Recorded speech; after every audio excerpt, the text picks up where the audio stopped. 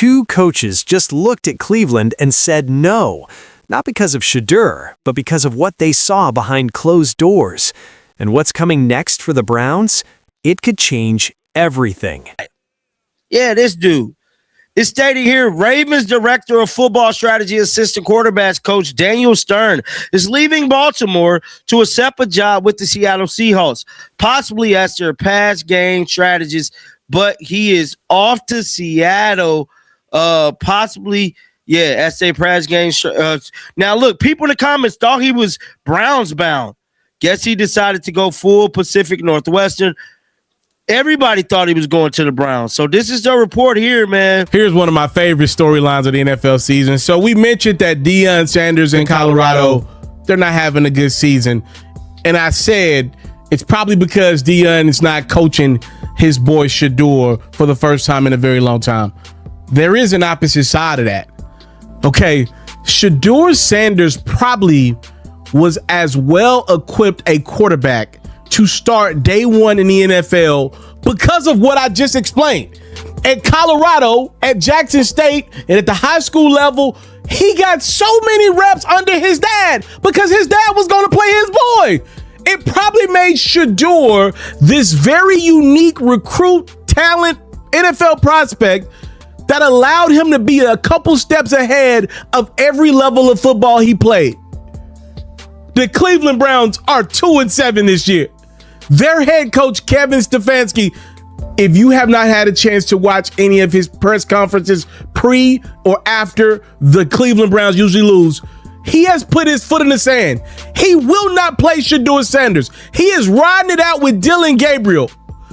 The rookie went 17 of 32 yesterday. I know you're like, that's not the worst you've ever heard. It was against the Jets, the first game after they traded Sauce Gardner and Quentin Williams.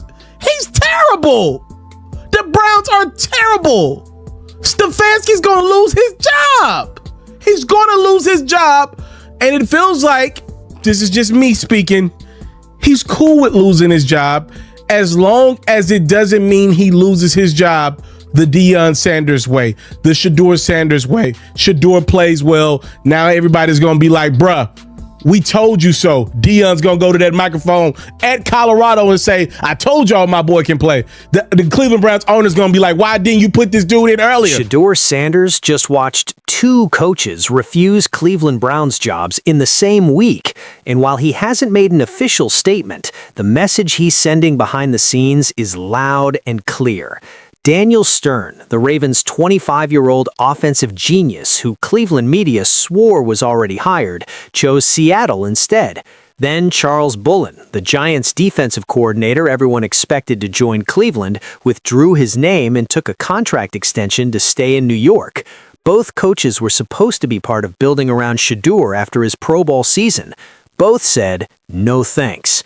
And according to sources close to the situation, Shedeur's reaction to watching coaches run away from Cleveland opportunities right after he proved he's the franchise quarterback has been a mix of frustration, vindication, and determination. This isn't just about two coaching hires falling through. This is about what it reveals. Coaches see the same dysfunction that sabotaged Shedeur earlier this season, and they don't want any part of it. It says here, Browns coordinator candidate withdraws. Damn, bruh. Another coach. Look, the Browns can't forget about hiring Charles Bullan. Bullan, 41, is staying with the Giants and got a contract extension. Oh, this was the dude who everybody was think that was going to come. I remember his name. Instead, at the Browns have requested an interview with Bullan. Let me break down what just happened, because this situation is crazy, and it tells you everything you need to know about what Shedeur Sanders is dealing with in Cleveland right now. First, Daniel Stern, this 25-year-old Yale graduate, is literally described as a human AI machine by people who know football. He's the Ravens' director of football strategy and assistant quarterbacks coach. He's the guy sitting next to Greg Roman in the booth, helping make all those fourth down decisions that made Baltimore's offense special. Cleveland media reported he was hired, not in talks, not expected, hired. John Liquid said he thought it was a done deal. Reporters in Cleveland put it out there like it was official. Then what happens? Stern takes the job with the Seahawks instead. The Seahawks just won the Super Bowl. They're the hottest team in football right now. So on one hand, you could say, well, of course he's going to Seattle. They just won a championship. But here's the thing that has people around Shedeur's camp talking. Stern would have been working directly with Shedeur Sanders as an offensive assistant and quarterbacks coach in Cleveland.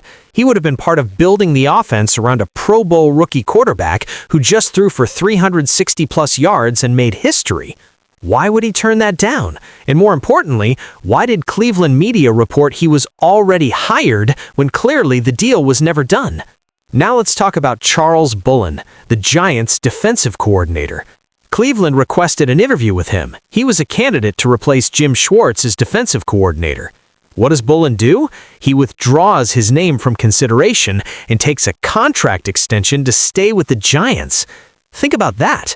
The Giants just had a terrible season. They're rebuilding. They're a mess right now. And Bullan chose to stay there rather than even interview for the Cleveland job. That's not about money. That's not about opportunity. That's about culture. 2 coaches in the same week said no to Cleveland, and both situations raised the same question. What are coaches seeing that's making them run away from opportunities to work with a Pro Bowl rookie quarterback? Ravens offense has been special. Are you guys familiar with the work of Daniel Stern? Absolutely. Thanks. I like the outfit change. Hey, outfit change looks good. You look hot. Yeah. That's Wet Mark. Bandit. That's Mark. Wet Bandit. Yeah. You know him from Home Alone. You know him from City Slickers. You know him from Celtic Pride. Yep. And of course, he was the adult voice of Kevin Arnold on The Wonder Years. Sure. But what about this Daniel Stern? Okay, are you There's another familiar with this Daniel Stern? No. What's up, this guy? No. Is that his son? Now, let me tell you what people close to Shedeur are saying about all this, because his reaction, even though it hasn't been public, speaks volumes. Shedeur just made the Pro Bowl as a 5th-round pick. He's the first rookie quarterback to throw for 300-plus yards this season. He threw for 360-plus yards against the Titans. He's got more touchdown passes against teams over 500 than Drake May. He proved, beyond any doubt, that he can be a franchise quarterback in this league. And now he's watching coaches refuse to come work with him in Cleveland. The frustration is real, because Shedeur knows what this is about. It's not about him. It's about the organization. Coaches see what happened earlier this season. They see Kevin Stefanski refusing to give Shedeur first-team reps. They see Dylan Gabriel getting all the opportunities, while Shedeur was practicing with the scout team. They see a coaching staff that sabotaged their own 5th-round pick. And coaches are smart. They know that if an organization will do that to their quarterback, they'll do it to their coaches too. Daniel Stern probably looked at Cleveland and said, why would I go there when they just spent 6 months sabotaging the exact quarterback I'm supposed to develop? Charles Bullan probably looked at the defensive coordinator situation and said, why would I go to an organization where the media is toxic and the front office doesn't back their own people? And you know what? They're not wrong. But here's where Shedeur's reaction gets interesting, because according to people who know him, he's not panicking, he's not worried. He's actually seeing this as validation. Think about it from his perspective. For months, people told him he was the problem. He wasn't ready. He needed to mature. He couldn't handle the NFL. Now, coaches are running away from Cleveland, and it has nothing to do with Shedeur's talent. It has everything to do with the organization's dysfunction. That's vindication. That's proof that everything Shedeur and his camp had been saying is true. The problem was never Shedeur Sanders. The problem is Cleveland. I think potentially, he's had a lot of reps with Gage throughout the spring and summer. Obviously, when you're working Harold, not as much, but Harold and IB on those 2 plays in particular, like those are very trustworthy players. Those are guys that you feel confident as a quarterback that they're going to be where they're supposed to be. I thought Harold was outstanding. His run after catch showed up in this game. Yeah, I'm not going to get into that, Chris. Obviously, proud of him and proud of this offense, and there are a ton of things to learn from, but I'm just going to, worry about today. And you know what else? This might actually work out in Shedeur's favor. Because if Cleveland can't get quality coaches to come work there, it forces the organization to make a choice. Do they fix their culture and support Shedeur, or do they keep being dysfunctional and watch their franchise quarterback get frustrated? Jimmy Haslam isn't stupid. He's a businessman. He sees what's happening. He sees coaches refusing jobs. He sees the media creating chaos. He sees the dysfunction. So what's Haslam going to do? Is he going to let coaches refuse to come work with his franchise quarterback? Or is he going to clean house and create an environment where people actually want to be? That's the question. And Shedeur's reaction to all this, privately, behind the scenes, is reportedly one of confidence that things will work out in his favor. Because here's the reality. Shedeur has options. If Cleveland doesn't get their act together, he can walk in a few years when his contract is up. He can demand a trade. He can make it clear he's not re-signing. And Cleveland knows that. They know they got lucky getting Shedeur in the 5th round. They know he's more talented than his draft position. They know he's the best thing to happen to this franchise in years. So when coaches start refusing jobs, it puts pressure on the organization to fix things, not just for the coaches, for Shedeur. Now let's talk about the Cleveland media angle, because this is important. John Liquid said in his video, "I thought this coach was already hired. Hell, I believe ESPN might have put out he got hired. Cleveland reporters said he had got hired." Then he says, "This is a prime example of what I be saying, bro. Cleveland media looking real spooky. That's why I really don't rely on them for a whole lot of stories. Their information ain't accurate." Boom. There it is. The Cleveland media has been pushing false narratives all season. They pushed the Dylan Gabriel narrative. They pushed the Shedeur isn't ready narrative. They pushed anonymous sources saying Shedeur had bad interviews. All of it was lies. And now they're getting exposed in real time. They reported Daniel Stern was hired, and he wasn't. They're reporting things that turn out to be completely false. And you know who's watching all this? Shedeur Sanders. He's watching the same media that tried to sabotage him earlier this season continue to be unreliable and toxic. He's watching coaches refuse to deal with that environment. And his reaction, according to sources, is simple. This proves everything I've been saying. Because Shedeur has been saying all along that the media in Cleveland is part of the problem, that they create false narratives, that they make things harder than they need to be. I ain't buying a whole lot of their stories, dog. I ain't gonna lie to you.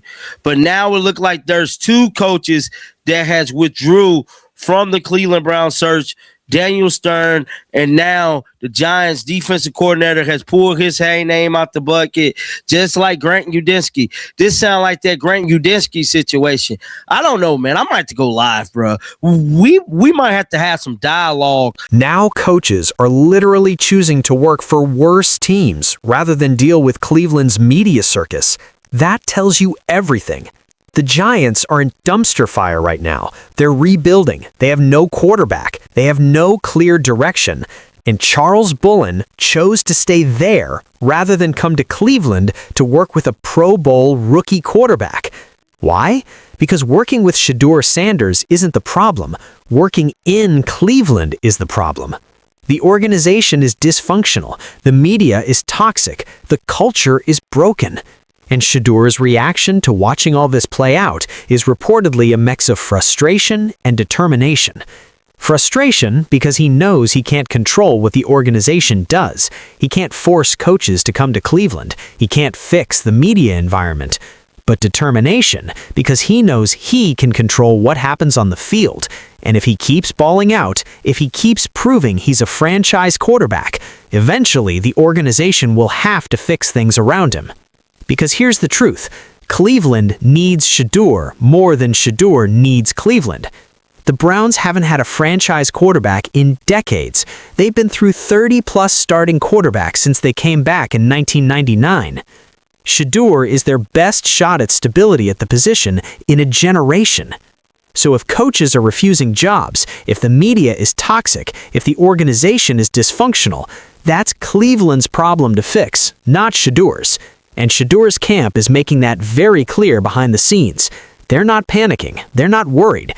They're watching Cleveland scramble to figure out why nobody wants to work there. And they're saying, "We told you so." Because Shedeur and his family have been saying since day one that Cleveland has organizational issues. They've been saying the media is toxic. They've been saying the coaching staff was sabotaging him. Now it's all being proven true in real time.